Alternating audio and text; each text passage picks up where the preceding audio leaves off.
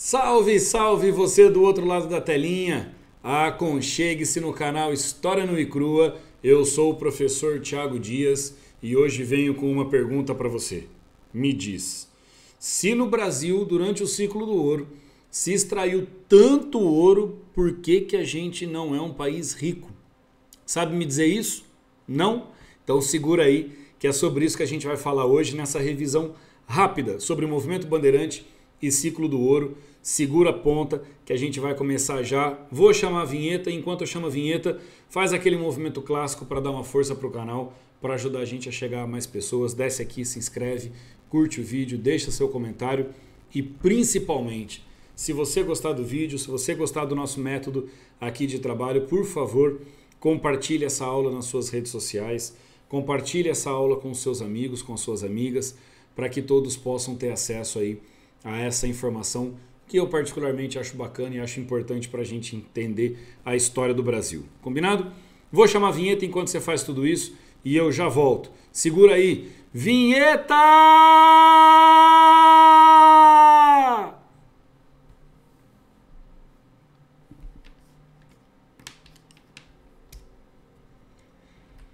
Muito bem, muito bem, muito bem. Sente na cadeira, sente na sua cama, se prepare porque vai começar a nossa revisão muito importante sobre bandeirantismo.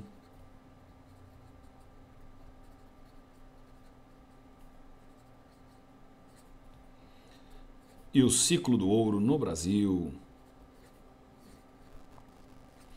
Muito bacana, né? Eu particularmente gosto muito desse assunto, mas para quem já me acompanha no canal deve ter percebido que eu gosto de tudo.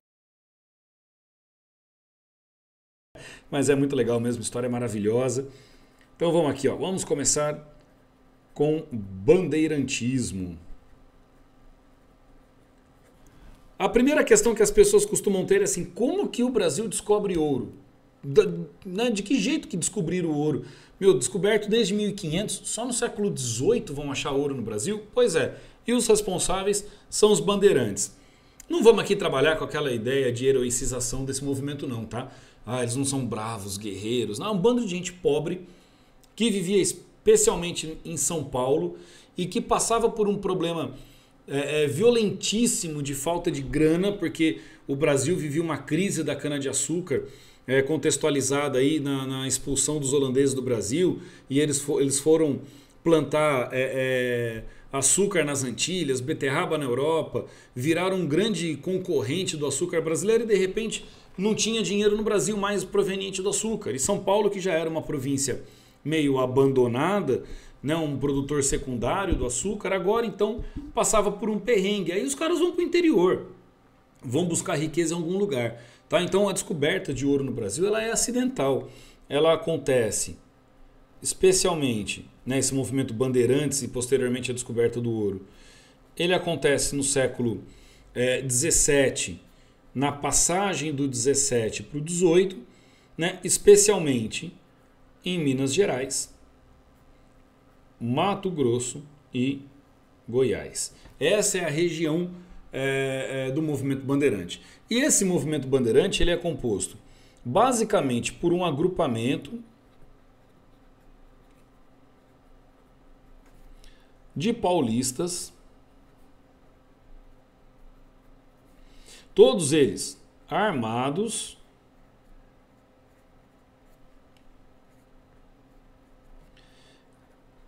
que saíam para o interior em busca de riqueza.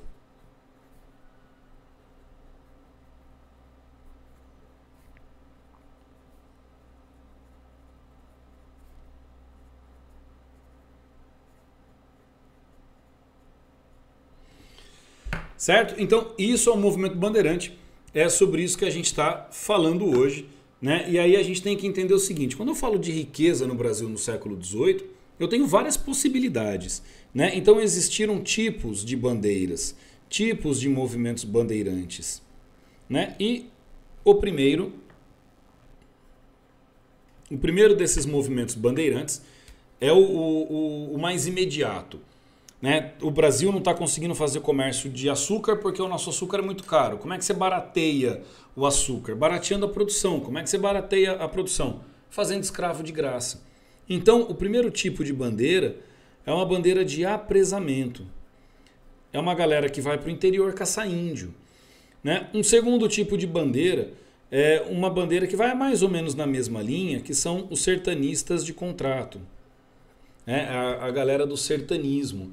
A bandeira do sertanismo tinha como objetivo a destruição de quilombos, tá? Que ficavam próximos às fazendas, né? Ou qualquer outro tipo de serviço no interior, né? Então, o sertanismo de contrato. E o terceiro tipo de bandeira é uma bandeira de prospecção, ou seja, uma bandeira que aí sim buscava metais preciosos, especialmente ouro e prata, né? E esse movimento de bandeirantismo, apesar da gente não trazer aqui uma heroicização, a gente precisa entender que é um movimento que tem importância, né? É um movimento que traz mudanças no Brasil. Então, vamos pensar nessas mudanças provocadas pelos bandeirantes.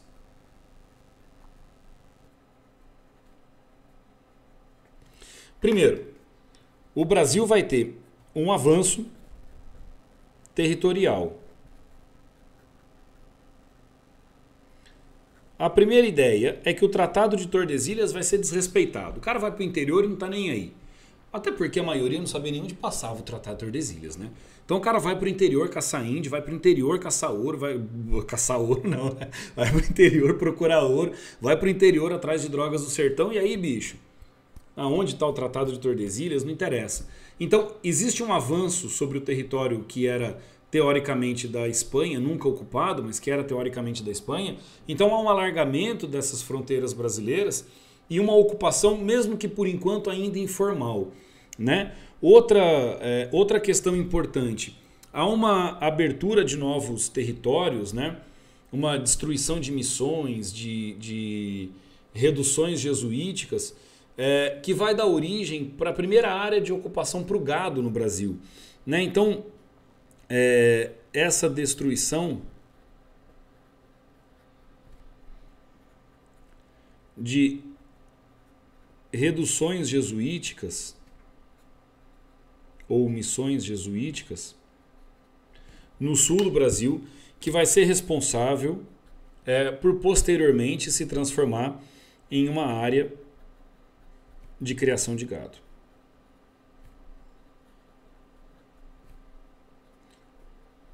Especialmente, aqui eu estou falando especialmente na região sul do Brasil, onde se encontravam muitas dessas missões e reduções jesuíticas. Certo? Então, esses são os bandeirantes. Para a gente ir de novo, se vocês quiserem dar uma olhadinha na aula completa, tem um link aqui no comecinho do vídeo, eu já deixei um link para vocês irem lá e darem uma olhadinha na aula que eu detalho todos esses assuntos para vocês, para quem ainda tiver dúvida, tá? Lembrando que essa ideia, esse momento é um momento de revisão, então é trazer as informações o mais rápido possível para a gente dar conta de todos os assuntos até a prova do vestibular, beleza? Então, esses caras vão invadir o interior atrás de índio, atrás de negro fugitivo, atrás de drogas do sertão, e de repente os caras se deparam lá no sul de Minas Gerais com montanhas de ouro. Né? Literalmente isso, uma montanha com um monte de pirita, né? O ouro de tolo, que é aquele ouro que brilha na parede. E os caras olham e falam assim, mano, se tem pirita, tem ouro. E aí os caras vão escavar as minas e dar-se início, então, ao ciclo do ouro no Brasil, que vai durar o século XVIII inteirinho.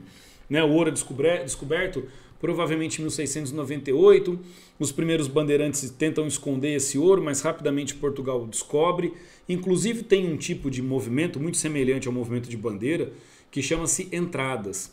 As entradas são movimentos oficiais da coroa portuguesa que tinham o objetivo de encontrar esse ouro e prata no Brasil e encaminhar esse dinheiro, obviamente, para Portugal. Então era um movimento particular. Desculpa. O movimento da coroa, diferente dos movimentos particulares, que era o movimento das bandeiras. Né? Então, Quando a gente fala do ciclo do ouro, esse ouro é encontrado dessa forma que eu falei para vocês e Portugal vai organizar essa exploração, né? E essa organização administrativa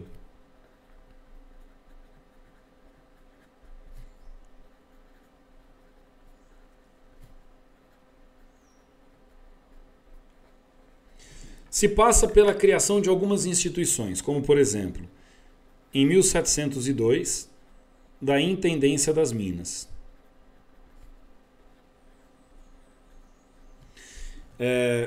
Que visava organizar a exploração, dividir a mina em lotes e leiloar esses lotes, né? Dividir esses lotes em datas tal, e leiloar essas datas, esses lotes, então para que as pessoas pudessem explorar o ouro, né? E a partir daí Portugal arrecadar dinheiro através da cobrança de impostos. Os impostos é um outro detalhe muito importante sobre a história do Brasil, porque vão gerar revoltas e tal. E esses impostos, normalmente é o que é cobrado numa prova de vestibular, eles eram pesadíssimos, né? Especialmente o mais famoso deles, o quinto, que recebe esse nome exatamente porque era um quinto do ouro extraído, ou seja, 20% da exploração, conhecido nos meandros do Brasil como o quinto dos infernos. Daí vem o termo, a expressão que a gente usa, o quinto dos infernos, em cima desse imposto, né, para você nunca mais esquecer, o imposto que arrebentava com o explorador, com o mineiro, porque ele tinha que dar 20% de tudo aquilo que ele explorava, já que o ouro só podia circular no Brasil em barras e não o ouro em pó como ele era encontrado. Além do quinto, também era cobrada a captação, né? E a captação era um valor pago a partir de 1735 sobre os escravos. Então, para cada escravo que a pessoa tivesse, ele pagava um determinado valor, né? Então, é um imposto por cabeça, né? Tá? Também existia um outro imposto, que era o imposto das 100 arrobas anuais.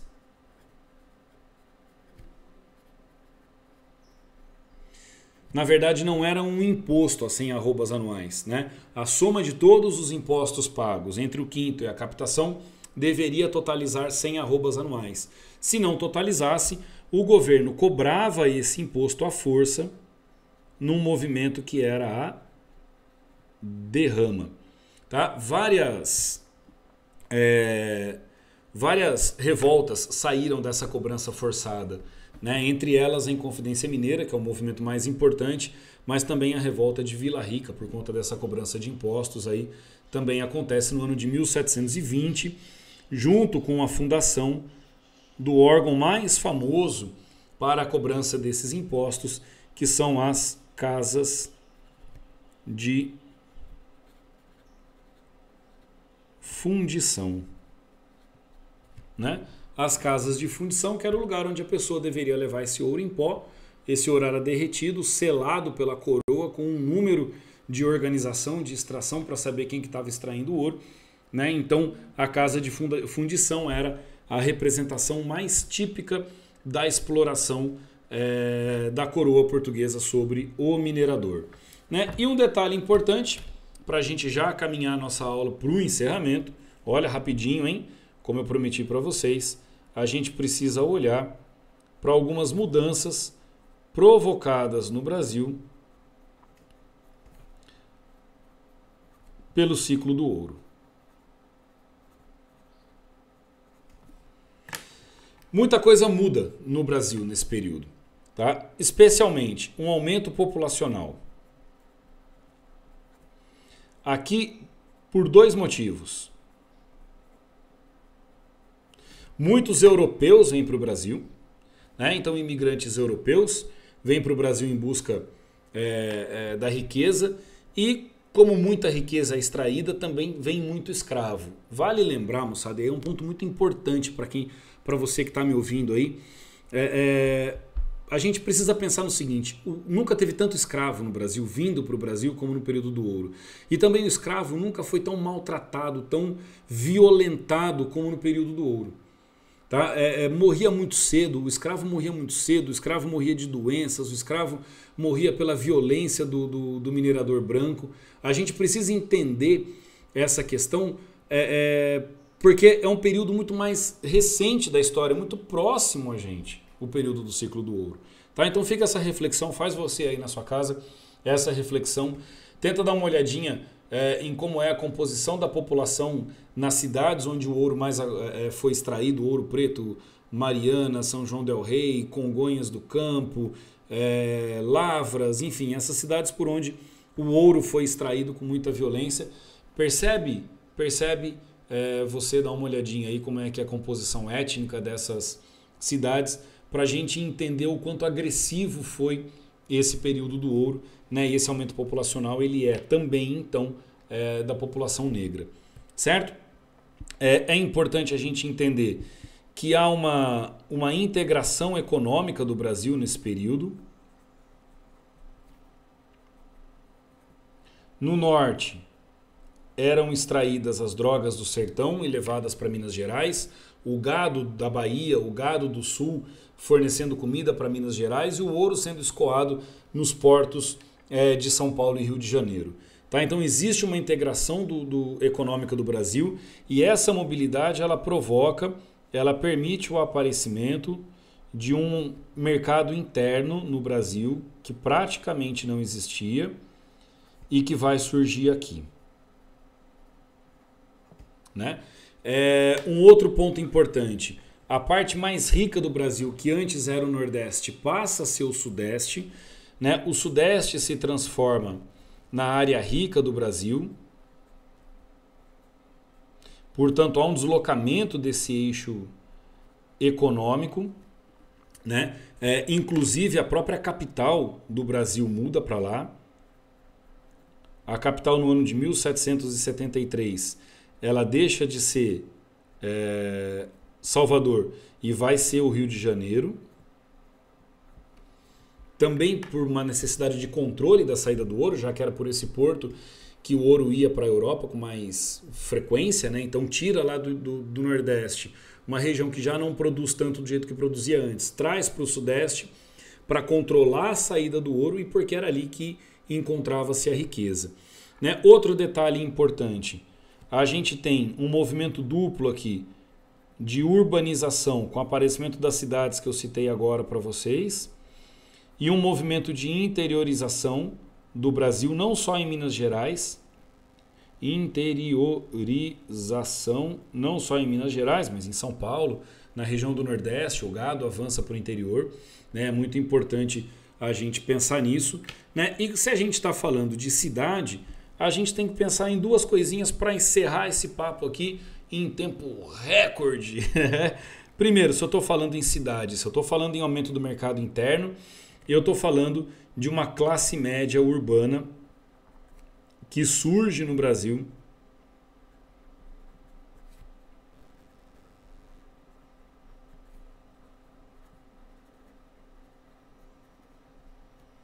e por conta da existência de uma classe média, de uma área de comércio, de um tempo de comércio.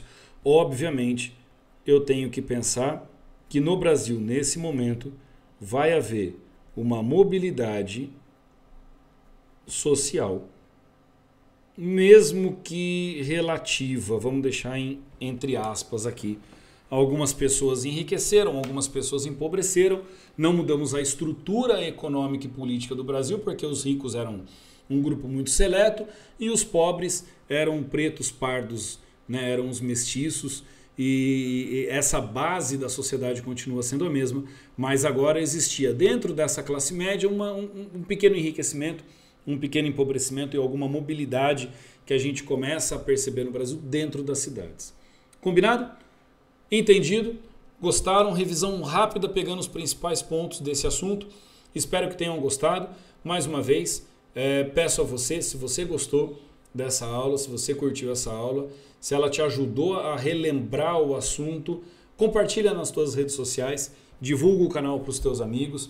Eu espero que você tenha muito sucesso aí nas provas de vestibular que você está buscando e aguardo a tua presença nas próximas aulas. Ok? Um grande abraço, valeu, até a próxima, tchau, tchau!